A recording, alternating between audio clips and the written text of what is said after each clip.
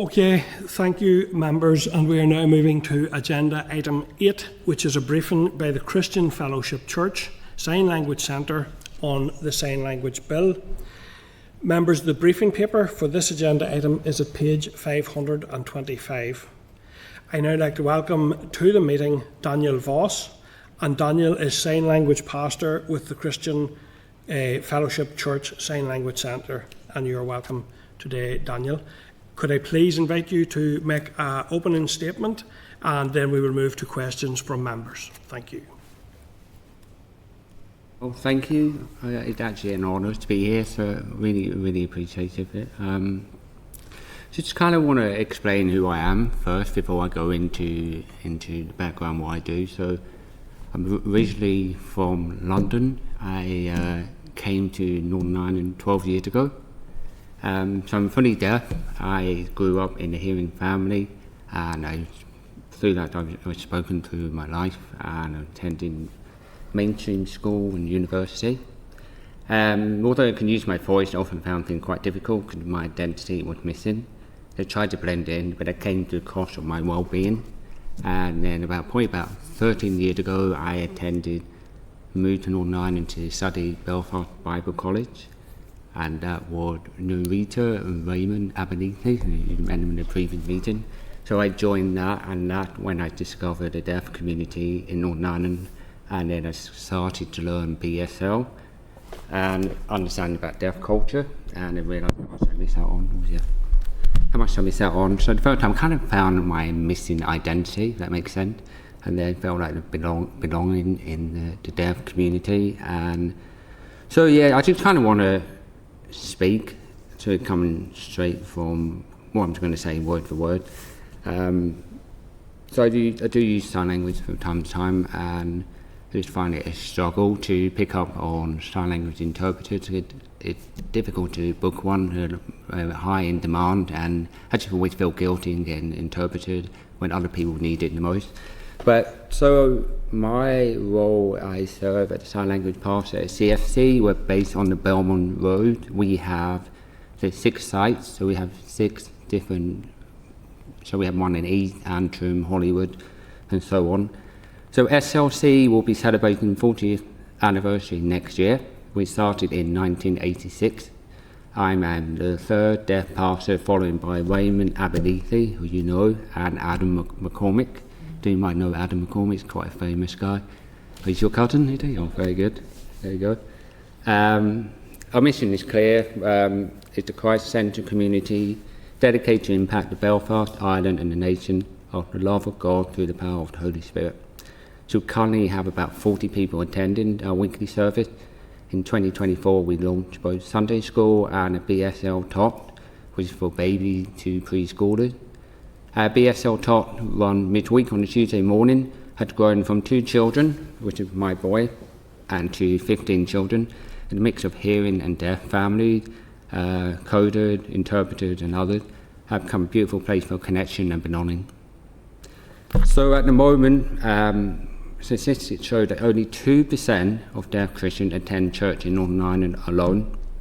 Currently 98% without regular access to worship, and mainly due to shortage of interpreters. We also do not have a Bible translated into BSL for Northern Ireland, although I'm just hoping we're able to get that established soon. We're trying to get funding from America to get a BSL translation that truly reflects Northern Ireland sign language and culture. So it's important to remember that BSL had a completely different grammatical structure from English. For example, we say, "What's your name?" in English. It'd be structured in BSL, "You name what." And because of the differences, many deaf people struggle to understand written English, including the Bible.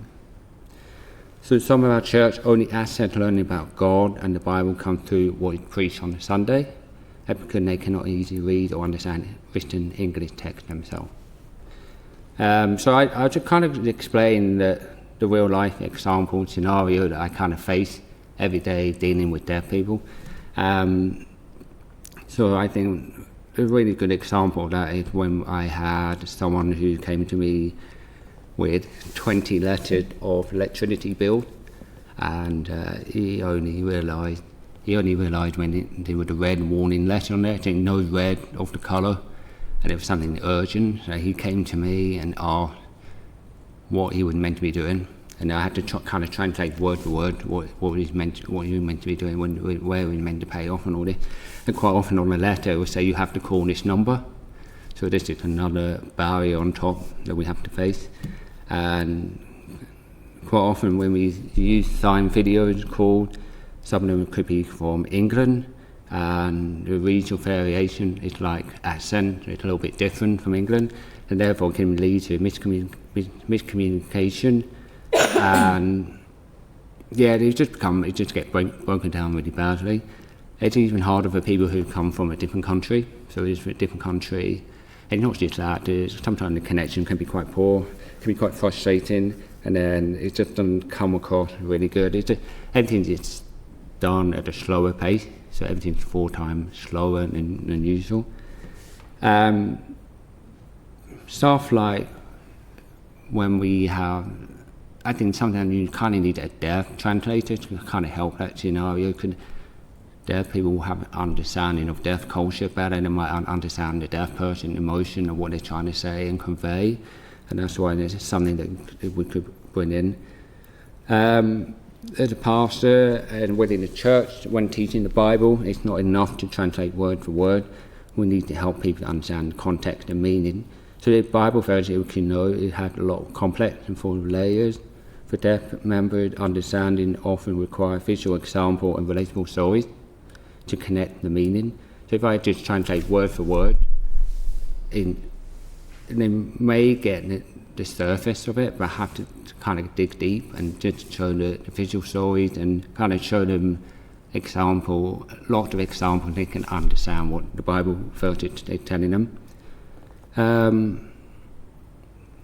It is hard for our ministry, just helping deaf people not to have access to faith, but understand it deeply in their own language and culture. And that's it. Thank you. Okay, thank you, Daniel. That was very useful, and again, an interesting other perspective on the very real impacts. I have to say, I was struck at the very start of your presentation when you mentioned about having to blend in and the cost that has to your well-being.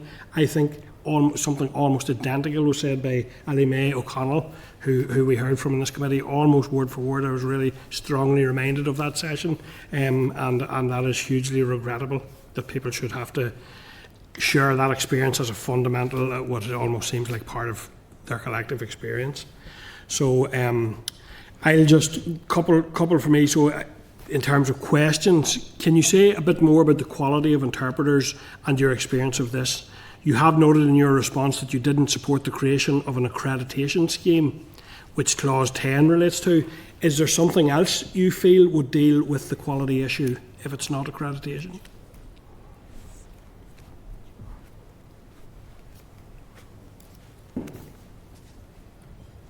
That's a good question. I think the standard of interpreted, it's hard to find, and normally a good quality interpreter a lot harder to get. So I think I don't really know too much in terms of training with interpreters. I think they do have their own training per year, but I think the standard of that, it kind of needs to have, I think some interpreters coming in, probably from England, are coming into this culture, and not everyone fully understands deaf culture, and that is something kind of needs to be embedded in, and an interpreter kind of really understand the emotional well-being of the deaf person, and that can kind of raise their profile.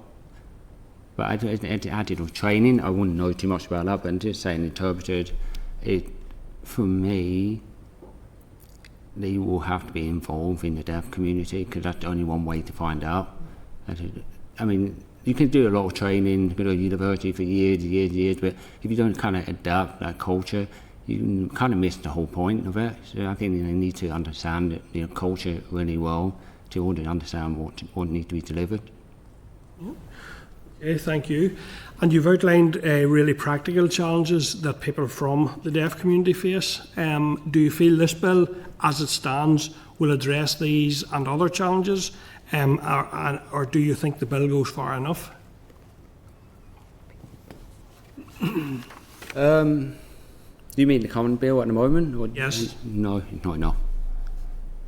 So in what way is it not enough, and what do you think would be needs to be added or considered to make it robust? We'll be here all night if I have to tell you all this. I think it's kind of need. I do think we need to have something like a community, like a little hub that deaf people can come together. It'd be a safe place for them to come.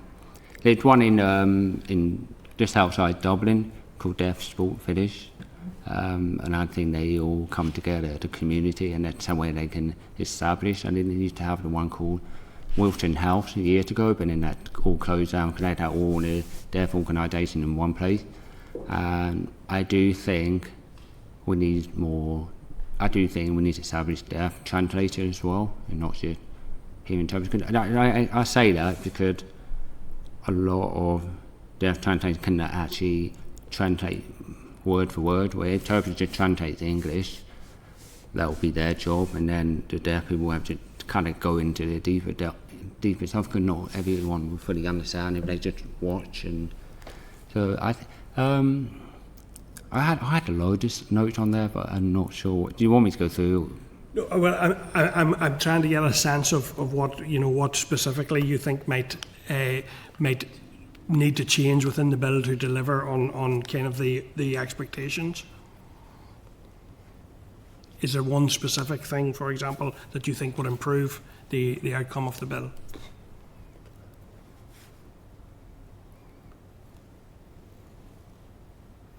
I think mostly sign language is the most important thing, and I think training, and you embed that in school and all this. I think a lot of people will become. It is only one way to increase interpreters, because we are very, very short interpreted in this country at the moment. There's a lot of things that need to be improved, like technology, definitely in hospital. And I think if we have some sort of tablet set up, like an iPad, with a system that will connect to sign video, that will be one step forward to make things a lot easier. There is the future development of, I don't want to say this, but AI, but I don't think AI is ready yet because I've seen it and I don't think they have that visual expression and deaf culture embedded into that system yet. But it could change in the next 5-10 years. I don't really know about that. There's not enough evidence to say that. But I do think we need to be one step ahead when people come into hospital and deaf people need interpreted, and that we need to have that ready for them. And I do think if we get that, like an iPad all set up with all the sign video and a really good Wi-Fi connection established in that place, this will make one step easier for everyone to access. Yep. I also think the website itself will need to be translated into sign language. I say that from my company that worked at CFC, we had a membership pack which was full of English, and a lot of deaf people wouldn't understand it word for word, but that had to be translated in sign language. So there was a company I got in contact with, and they were looking for charity from Google, and they would manage to get one to get established in our church. It's to try and increase accessibility. So the most important thing is accessibility is the first and foremost. Because if you go to a house nowadays, all the buildings must have a wheelchair ramp around the house. They must have that certain degree of it.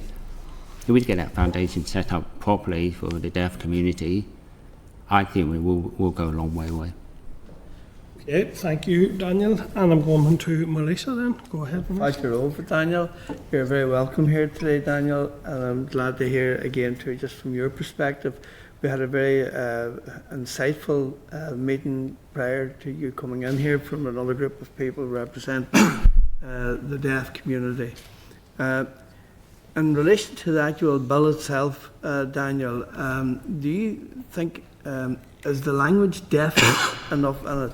In other words, like whenever we sort of see things like must, may, or due regard, is that language at times maybe going to give a let out that where, whilst they pass legislation, but it isn't that effective at the end of the day because of that language that is used that would allow, we'll say, departments or whatever to sort of avoid, we'll say, taking it on board, especially if it brings with it a cost or the likes?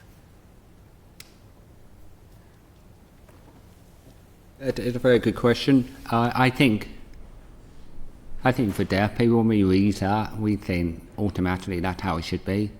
And I think, could you guys in English, you can play on words and all that, and that for you can understand how to twist it in the way that it's kind of like not a power control. It's more like you have that thing. Oh, that's okay. We can get away with it.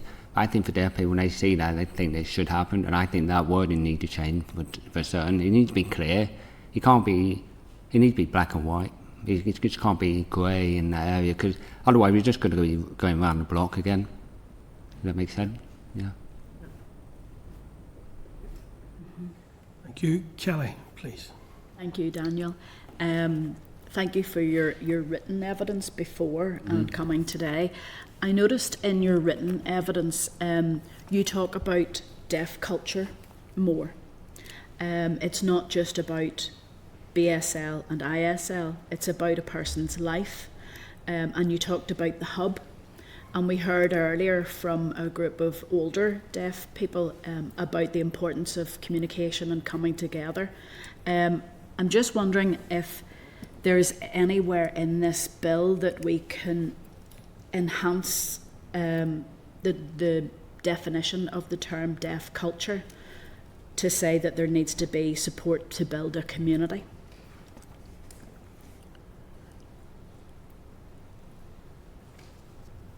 So the question you're asking about deaf culture and in the community, how do we enhance that? Yeah? Yeah. I think deaf culture is normally established in the community where deaf people come together. So we have things like SLC or Hand That Talk, HTT, or any deaf club. That's where deaf community all come together and kind of dwell together. And I think at the moment, I don't think there is a hub for them to come and connect in the place where they feel this is the place where they all come together and to regularly meet up. So you have things like the deaf pub, where people meet up in the pub setting, that deaf culture and bend that. But you're saying that, how do you get deaf culture into a community? I think in the bill, the wording that's used is that it's primarily only about sign language, which is important, absolutely, but people are more, they have, things that they want to do, hobbies, interests, and that culture isn't included in the bill. How could we improve upon that? I think just have a deaf hub in town. Because that's only one way to kind of establish the deaf culture and people to come along to it. Because at the moment we're having it's in a place where no one have access to it. It's like WhatsApp, and if someone here in the community want to join in, or get new deaf people want to join in, they wouldn't know where it is. So I think it needs to be a place where they know that where the place to be. So in the bill, when we talk about promoting sign language and deaf culture, we need to maybe look at defining what that promotion is going to look like going forward. Mm-hmm. Yeah. Okay. Yeah. The other thing I noticed was whenever the bill talks about reasonable adjustments, I think I'm on the same page as you. I don't think that affordability should be used for a bill that will take 5 years to come into play for someone to say, I don't have enough money to do that, because they should have been planning for it. Do you think that we should take out that reasonable adjustments? To me, I think that the only person who can decide if a reasonable adjustment is appropriate is a deaf person. Yeah. I remember in 2022 or 21 when we had BSL recognition of the sign language, and everyone in the deaf community thought this is it and it's going to change her life forever, and then it wasn't like that. I don't think a lot of them was quite disappointed by that. So I think the reasonable adjustment is very wide and broad, and a lot of people think, oh, they probably can read caption, let's get a subtitle in, but not everyone can read that. Or they might be able to find someone I don't know, a chief interpreter who is level 3 or level 2 standards, and that's not really matching the level of language they're taking in. I think reasonable adjustment is just too varied. It's not very, very clear, and it needs to be very, very clear from start on. And then finally, in your written response, you talked about the ability, if a person is not provided with sign language, that there needs to be some way that they can take action to make sure that that doesn't happen. Do you think that this bill needs to be more specific to say what a person should be expecting to receive, and therefore then the Disability Discrimination Act could be used if an organisation doesn't provide that?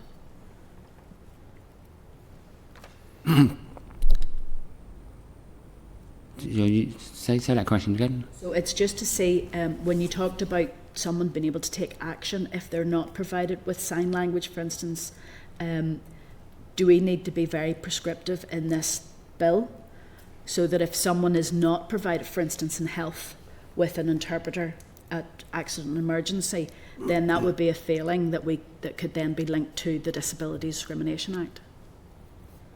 Yeah, I think that's very, very good. I think in America, the accessibility on website is a must by the government law, and therefore if the company don't do that, they will get fined a lot of money. And I think if we establish that here, it will save us. I think you have to think about it.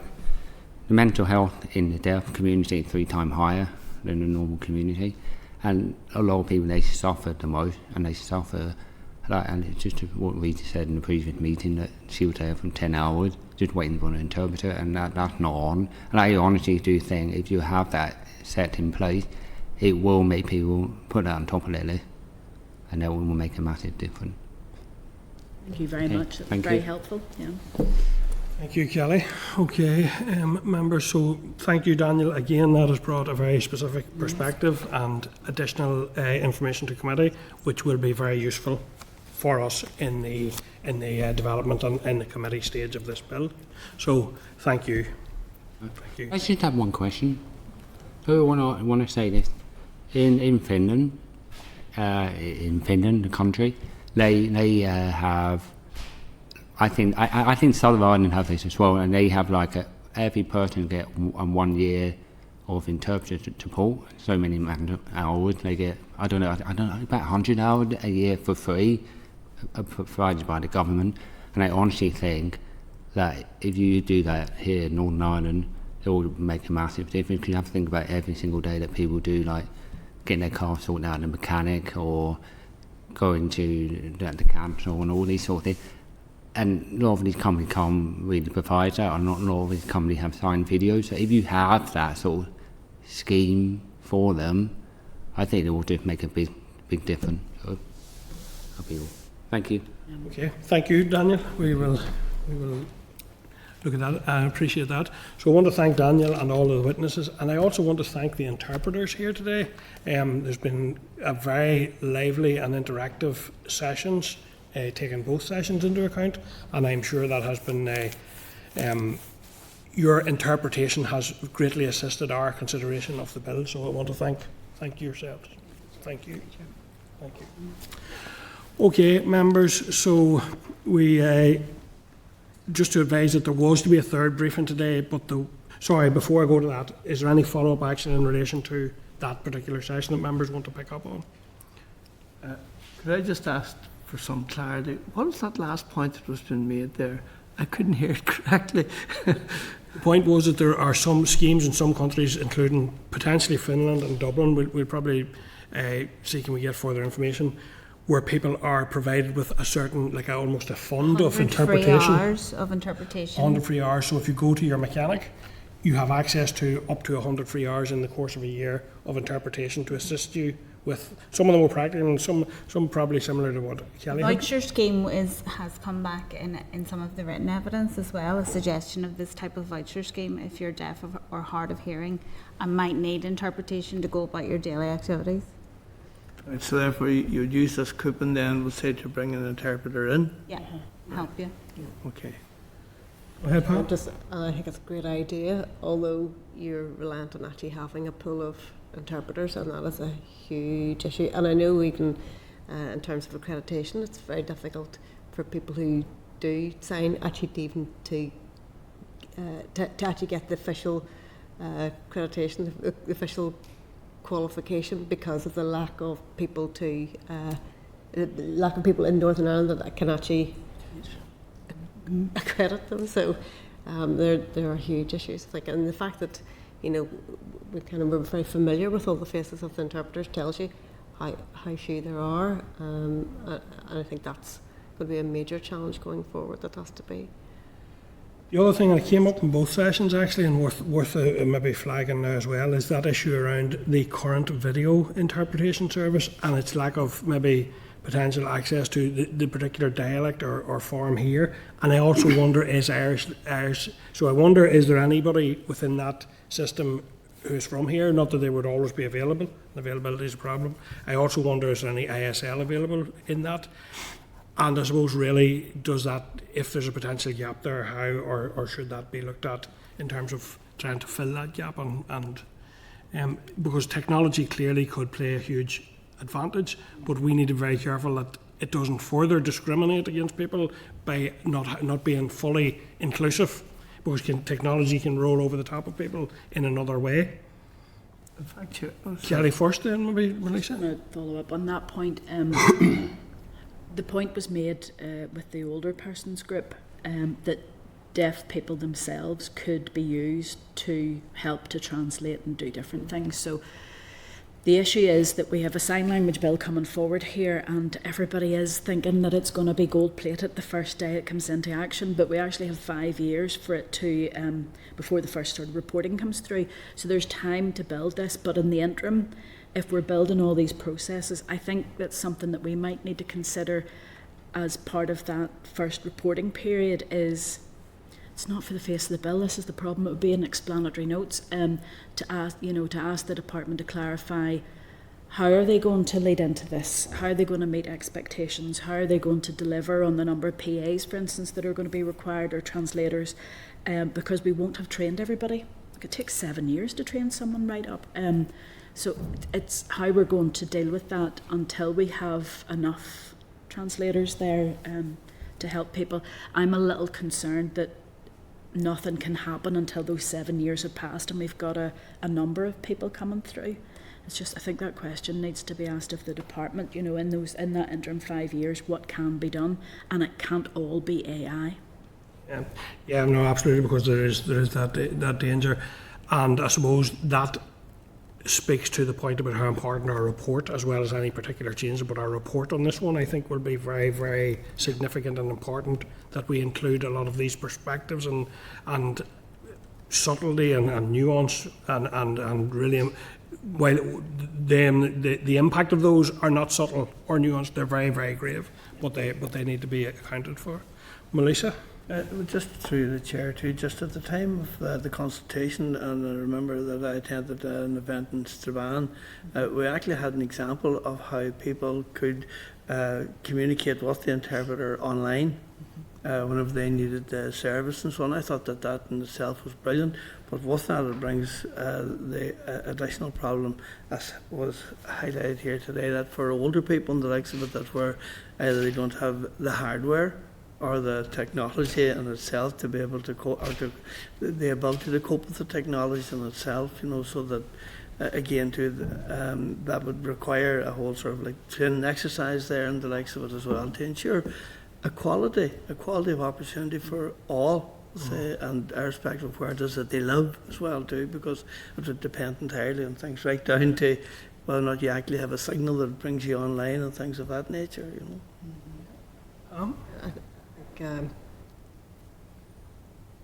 It's more than clear that there's no equality for the deaf community, and I think it's a fabulous idea, the idea of the deaf culture hub. And I'm just very cognizant of, we're only getting short snippets of information from the deaf community, and as the Clerk has noted, that the evidence is materially different when it's literally translated in front of you. The communication is completely different, and you're going to get a whole different side of things. I think I'm not sure how we deal with that as a committee, because we are very limited to what we can get, and the deaf community are very limited in terms of even this provision as to how they can come back to us. And in terms of follow up, have we got any? Is there anything more? Will there be any more opportunities, or can we squeeze more opportunities in there for the deaf community to come back? As they see us deliberating through this, where will their opportunity be to come back and almost do this again within the limited resources that we all have in terms of time and interpretation? But I think it's important that we kind of try to keep the conversations going, because that's the only way we're going to learn what the need is in terms of provision. Yeah, and I suppose what that speaks to is something that we have touched on, is the need for reiteration throughout the process, and that co-design and consultation is robust and continues apace. And I think that's one of the issues around at least one, which is mentioned in the bill, that is one that's become particularly focused. But I think I think it's more a case of ensuring, or it's equally a case of ensuring that as this bill gets implemented, that the process continues and the engagement continues. I was going to say the best way to do that is to put into the bill a strategy and action plan with times and targets on it, because that will give that follow-on. It won't precisely name what the departments, and I say departments because this is an act that will cover all of them. It won't specifically say, but it'll give them, for instance, if they have an action plan to review and consider and put things in place, it keeps that rolling forward. So I know I'm quite keen, actually. I've been looking at this because there's so much of this that we could put in the face of the bill. It won't make any sense because it's for a time and a place, because we'd be hoping, and once there is a number of people who've been trained up, then the issue with the lack of interpreters will be dealt with. So in 10 years' time, hopefully that'll not be an issue, but we could put in an action plan with a reporting period that ties in with what the bill's already suggesting, to require reporting how this is being updated. And it means then we're not tying the departments down to something that we don't yet know about. So I know I have a few amendments coming forward, and we talked to Liz about that. Yeah. Yep. And I do get your point, Pam, in terms of our work in the committee stage and how we make it reiterative, and I'll just check with the clerk on that. Yeah, no, we did, when it was open to consultation, there was a WhatsApp system set up, so we liaised with them, and everyone who was willing to give evidence was able to send in a signed video. So we asked the questions in sign, and that was first off with the assistance of the IS service here, and then we spent the summer getting those interpreted by our interpretation service. So we also have 2 more events coming up, so we've specifically reached out to today's witnesses, having gone through their evidence. We have next week with families and children who are deaf, and the following week with SENSE, so deaf blind organisation for tactile and sensory. So if there's anything further we think we can do, by all means let me know. However, that is us at the end of our proactive approach to trying to get as much evidence in as possible. Yeah, and we have been very conscious. We have sought an extension based on an understanding of the amount of engagement we're going to have to do, and how that engagement would have to meet the needs insofar as we can possibly ensure for people who are contributing. But I think it's important. It's an important element of both our work, and as this process rolls out, that there is repeated checking back, checking the thinking's right, tweaking potentially what's happening to make sure it's meeting the needs, and taking account of technology and more interpreters coming available, that ambition and that progress would be continued at pace in consultation with those people who are impacted. Okay, thank you, members. That's all very useful and appreciated. So just to say that there was to be a third briefing today, but the witnesses were unavailable to attend. A briefing paper for this agenda item, and it was agenda item 9, is provided in your packet, page 532, in the form of the organisation's response to the committee's Citizens Space Survey. Members, this evidence will inform our deliberations in the forthcoming weeks, and if possible we'll identify an alternative date to hear from hands that talk. So, members, we do need to allow the change, or are we now okay to go ahead on? We still need a We still need a comfort break. Yeah, So to go into the booth. We do need to take a break to reset things and go into the do the interpretation of all of this. So can I please suggest, with members' consent, we take another further 5-minute comfort break? Yep, thank you, members. And we'll come out of broadcasting.